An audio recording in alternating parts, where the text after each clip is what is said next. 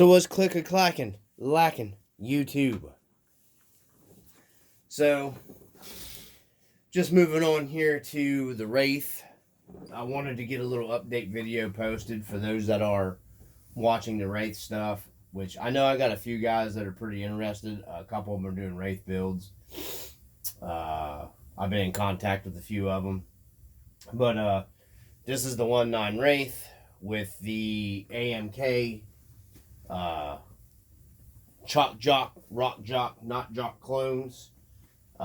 They've been holding up fine. I've got, sorry guys, had the kitty down here. Come on, Crawler Cat.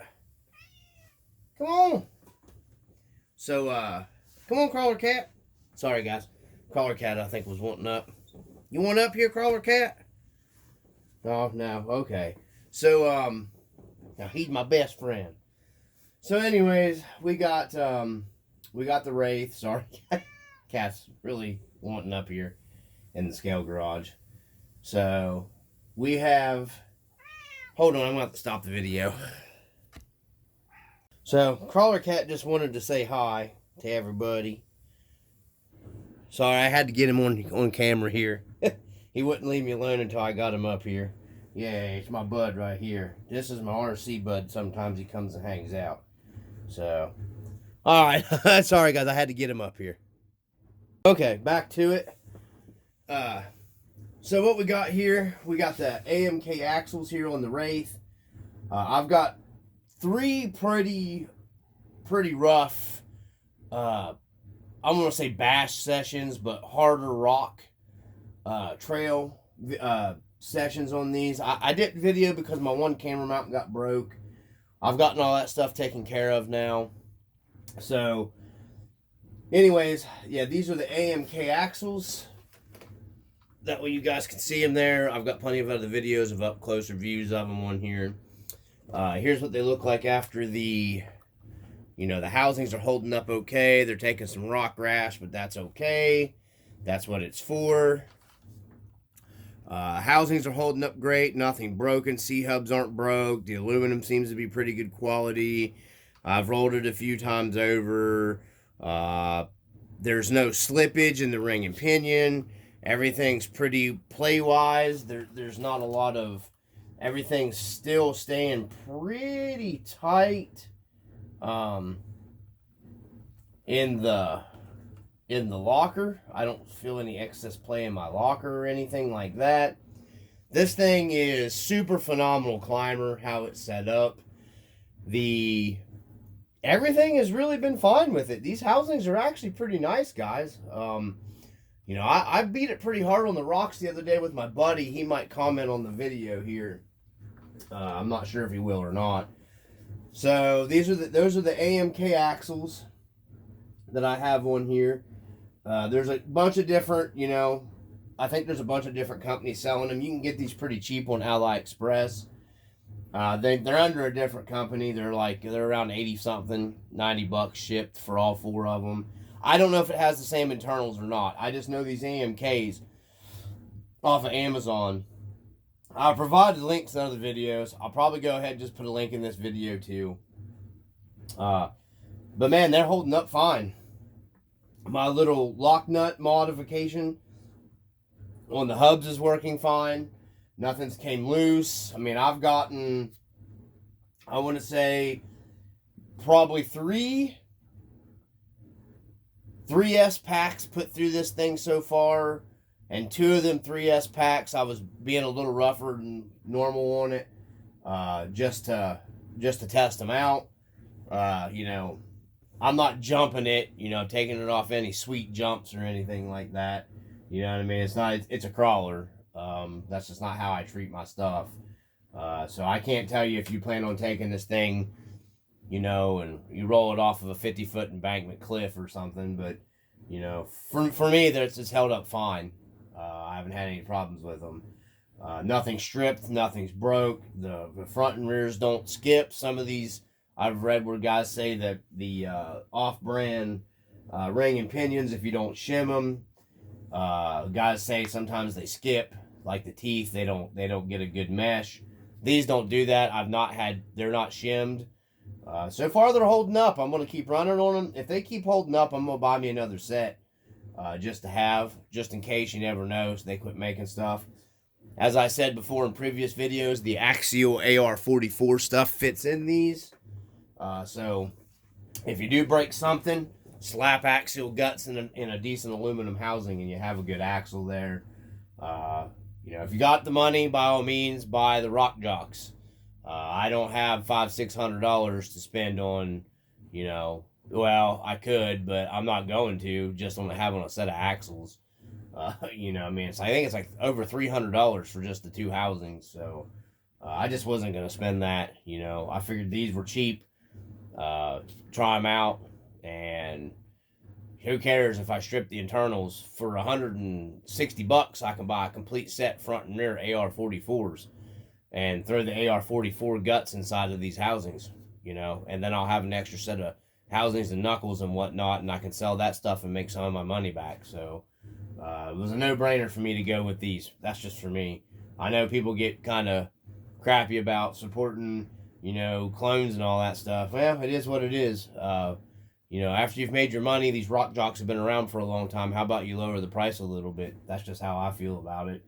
I know people are going to get mad probably in this video and post hateful stuff down below, but that's just how I feel about it, and you're not going to change how I feel about it.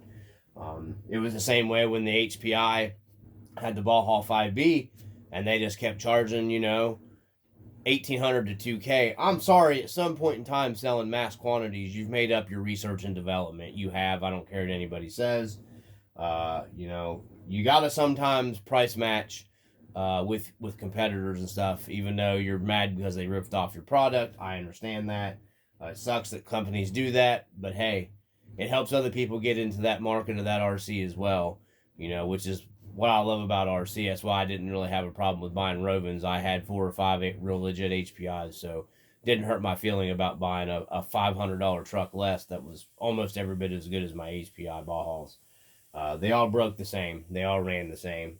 The only thing you had good was you had a Zenoa engine in the HPI, and they held up a little better. And I mean very little better. If you run them hard, they all blow up. But everything's working real well here. Steering's pretty good on these axles. Could it be better? Yes. Is it a conch crawler? No. Does it hold its own? It sure does. This thing is pretty impressive. I like this Stealth X transmission. It's a little noisy because it's an aluminum housing transmission, but look at that throttle control on this thing with that Stealth X transmission. Those wheels are turning. I love that. But it's steel gear on steel gear, so it is a little noisy. I don't really care about that. It's not that big of a deal. It bothered me a little bit at first, but it's a crawler. I don't care. It's not like it's making me go deaf. You can still run this thing and stand by your buddy and talk to him, so, I'm not going to whine about it too much. But this, there's the noise level of it. But look at that throttle control. It's pretty nice, guys. But everything seems to be working real well. I'll share the light bar here with you guys as well, real quick before we get too long of a video, because I don't want this to be real long. I picked this light bar up off of Amazon, and my buddy sent me links to these a long time ago. I think this one now is labeled Endura, so it's labeled as an Endura brand. But there's tons of different others, China companies on Amazon that have these light bars. It's bright. It is very bright. I don't know if it's picking it up really well. I think it is. Yeah. So, and then it does, it's got the blue, and then you've got the red, and you've got the green, and you've got like the rainbow, then you've got the rainbow kind of like the chaser, then you got the faster chaser rainbow, which is cool. Then you have like the police strobe bar, which is freaking, I love that. It's freaking awesome. And then you have the Night Rider, I call it. I'm going to do a little video of that. I thought that was cool. And then you have like the different you know, they start in the middle and chase each other out. This is the 117 millimeter length light bar. You have the strobes there, another kind of police car type deal. Then you have the red. Wait a minute, I'm sorry. Well, then it does solid each color, but there's just your regular light up light bar for seeing. And it is bright, guys. It is bright. I have several LED shop lights going on down here in the dungeon, and this doesn't do it justice. It is stupid bright. And then you just toggle through, and is this what's nice about this is when you get through it, you can just turn this off, plug this directly into your receiver, and you can just toggle this on your third channel on your transmitter, just like that right there. And you can turn it. You don't have to have any extra anything else. The light bar will plug right into your channel. It's got a built-in control board. So far, it's been waterproof. I've gotten it wet, and it hasn't messed with it. I think now they're like $13, $14 or $16. I bought this one on sale for $9. I will provide a link down there for Amazon if you guys want to check out. You'll have to make...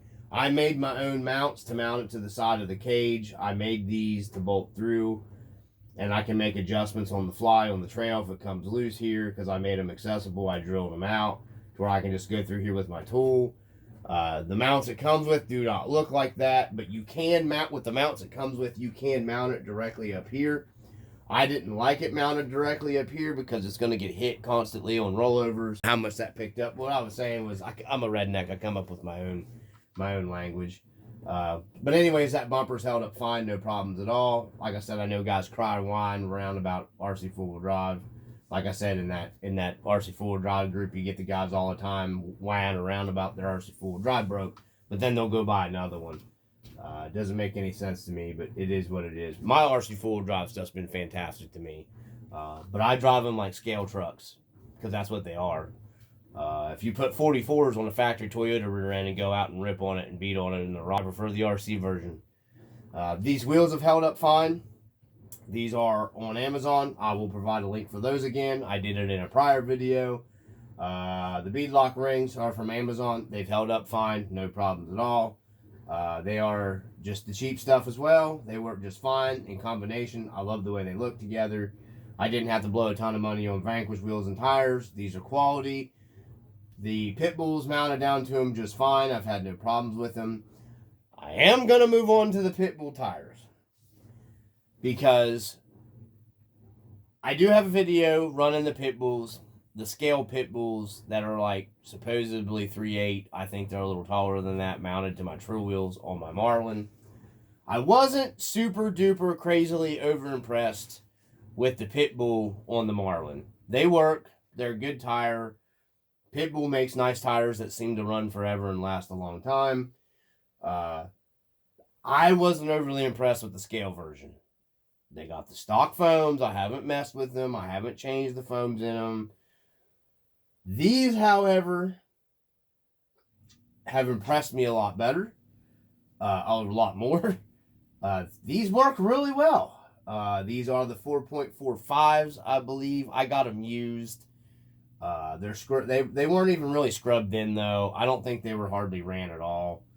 I do, however, really like these Pitbull tires, Pitbull Rock Beast, on this rig. They work exceptionally well on this truck. They probably bite as good, almost. Probably not quite as good as my Hyrax on my Ascent. But there's no question, they definitely work just as well as my Proline tire for me. I don't know if it's the more open lug pattern on the tread. These are Dirty Richard foams in these. That's what's in these is the single stage Dirty Richards.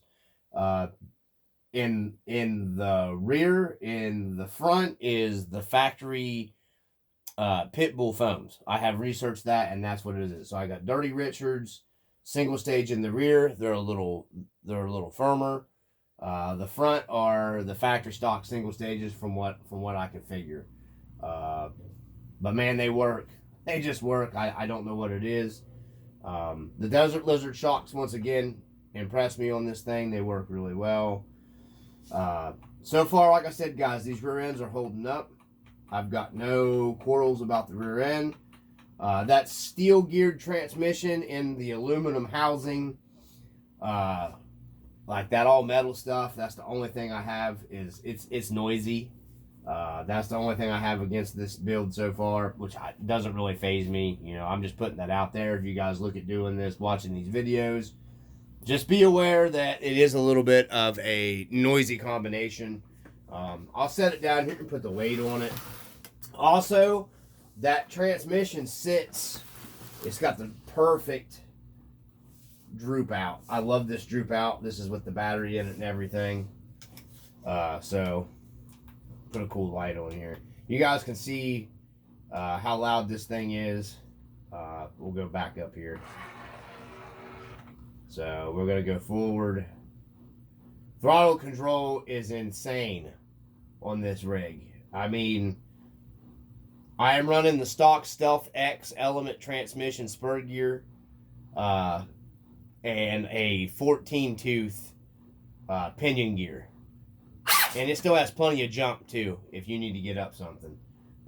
It's got plenty of hop to it if you need the rip. This is the 1800 kV. I'm just going to back up a little quicker here. But she's got plenty to go. I know those gears are noisy. I've had it apart 35 times. Everything is meshed perfectly. No abnormal wear.